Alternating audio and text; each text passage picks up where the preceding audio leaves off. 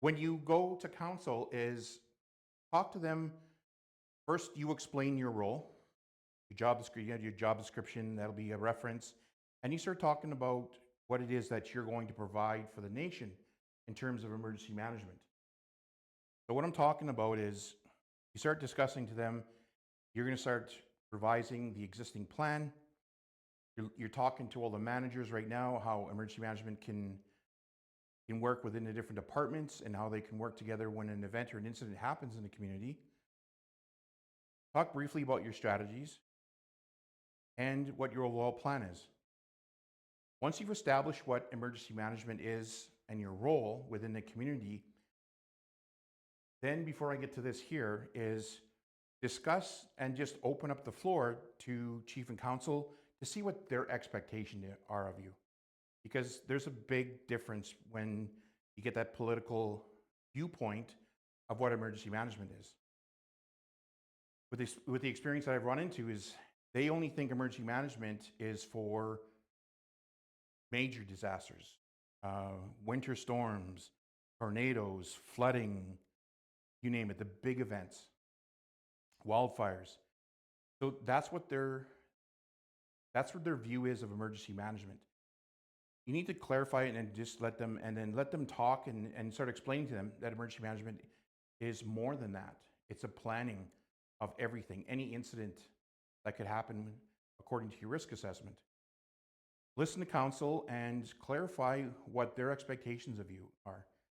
If they expect you to train a certain amount of departments, if they expect a plan, all of that stuff. Establish that groundwork in the very beginning and constantly update them.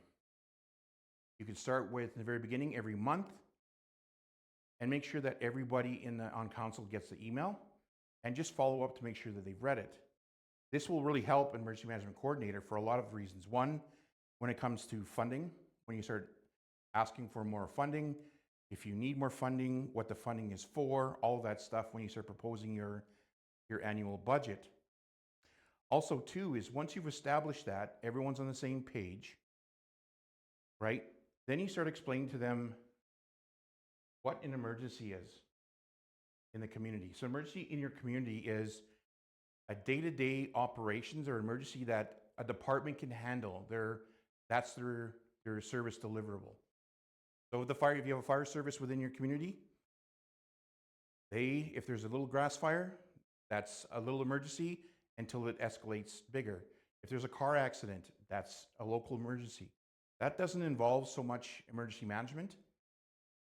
Or if there's any department that has the capabilities of responding within their department according to their service deliverable. So we're talking about housing. Let's say there's some houses that have been flooded, right? If it's maybe one or two houses, housing's handling it. That's a little emergency. They've got protocols. They've got things in place to help those individuals if there's a flooded basement. However, if it starts to escalate where there's family displacements now, the pipes have frozen, the house has got mold, it becomes a bigger emergency. The housing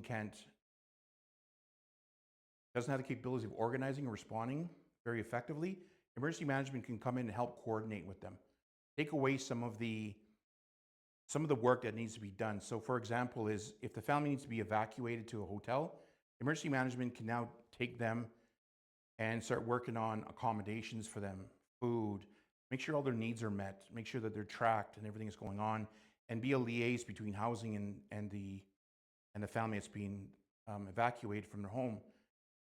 That's a coordination thing. So housing you take that responsibility away as an EM coordinator, and housing can focus on repairing the pipes, taking care of all the mold, all of that stuff. So that's an emergency. When it comes to emergency management response, this is when we talk about a little emergency. It started off like we talk about with the housing. It's now expanded to multiple homes. Let's say there's 6 or 7 homes because of extreme weather, whether it be, we've had it here in Canada and Alberta, where temperatures drop to minus 45 degrees. So if there's a lot of frozen pipes in the homes, if there's infrastructure now that are frozen, sewage, that is at the scale that Public Works and Housing, they're overwhelmed. So emergency management can come in. Public Works and Housing are still doing the response. Emergency management, just so we understand, they are helping the coordination. So they're taking away little pieces from Housing and Public Works so they can focus on what it is that they need to do. Fix the pipes, defrost, fix the homes. Emergency management can help them and coordinate with them where you can now work on an evacuation, where they're evacuating to, track them, talk to with housing managers, public works managers,